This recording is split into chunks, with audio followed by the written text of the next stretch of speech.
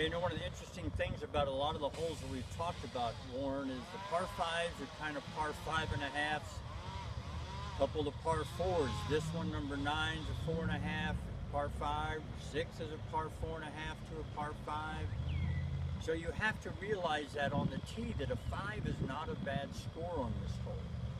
The only thing I really think you need to do off this tee is to avoid the bunkers on the right. They are a penalty shot, and you're really not going to be able to advance the ball very far. Other than that, if you can drive the ball down the left side a little bit, there's a little downslope over there, a little steep slide, you might pick up another 20 yards.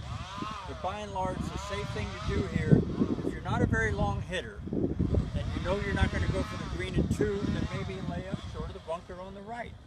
I know that a lot of the things that we're talking about sounds a little bit like we don't want to go for it. It's not about going for it. There's a risk and reward in golf. There's a difference between stupid and stubborn. When you realize what score you want to make on each hole, plan how you're going to do it off the tee. Remember, what we're trying to do is put a number in the box on the scorecard. This happens to be number 9. When we get up to see the second shot, we're going to see plenty of trouble. A 5 is not a bad score here. Okay, Bill, we have found the fairway here on number 9 South. Now go ahead and talk us all the way home. I really think pin placement dictates where you hit your next shot. If you're not a long enough hitter to go for the green comfortably, let me explain a couple things to you. If the pin is in the front left, your instincts are to miss it right. If you miss it right with quite a bit of club and you have to come over the bunker, you've made a real bad mistake. Do not take enough club on your layup to bring that front right bunker into play. Even if you have to hit a wedge or a 9-iron and shoot right up, straight up to the green, that's better than hitting it green high.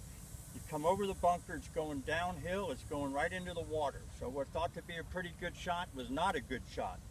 Once again, you got to be disciplined. If the pin's in the front, lay up much shorter so you take that bunker out of play. If the pin's middle or in the back left, take enough club to carry the front right bunker. You've got a big bank to the right side of the screen. It just feeds the ball back down to the green. This hole is begging you to miss it to the right. It's begging you to miss it there. So if you hit it in the water, there's really no excuse for it. So they give you 30, 40 yards to the right of the middle of the green to miss it, and it could take the ball right to the middle of the green. Once again, know where the mistake is, know what the architect is trying to tell you, but most of all, know your own game. That's the biggest thing, is to know your limitations, what kind of shots you can play around the greens, what shots you can't. I'm telling you right now, if the pin's in the front and you miss it to the right, green high coming over that bunker, big time mistake. All right, we got Warren Penio here on the 10th tee of the South Course, going to give us some tips on how to play this hole. Hi everyone, Bill introduced me. I've got a par 5 in front of me. This is the 10th hole on the South Course. I want to pick a very specific target off of this tee in the fairway. I always pick a palm tree just through the fairway that will allow me the widest landing area for my tee shot to end up in. So from here, I'm looking at 265 yards off the tee, aiming at a specific palm tree, nice wide landing area. All right, Warren, we've just hit a nice drive on number 10. Now, we got a lot of bunkers out there to mess with. What's the strategy on number 10?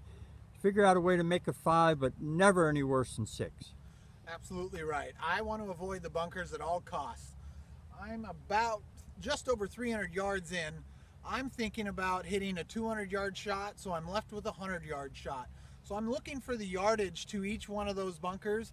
I'm going to favor the right side of this fairway and leave myself a wedge anywhere from 100 to 120-yard shot on in.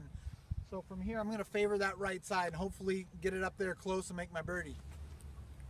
All right, Warren, you've hit a couple nice shots down here on number 10. You've eluded all the bunkers on this hole, and now we have an interesting shot that a lot of the pin placements on number 10 can dictate what you're going to do, but most of the green is to the center or to the right, so we're uphill. Maybe need to take a little more club and maybe focus on the center of the green. I agree, Bill. This is a really not an easy short shot from here. We've got a lot of green to work with, and depending on where the flag is located, we may be better off shooting away from the flag. If the flag's in the left front corner, I'm going to play towards the center of this green almost every time, so I have a nice uphill putt to the flag. On the other side would be the flag on the back right corner. I still want to favor that right side or that center of the green. I really don't want to get caught shooting at any of these flags on this hole, because then I'll end up missing the green and having a really tough up and down from here. Another good thing, Warren, is if you miss this green to the right, you're always chipping uphill. If you miss the green longer to the left, you're always chipping downhill. Where we miss our shot is very, very important in golf.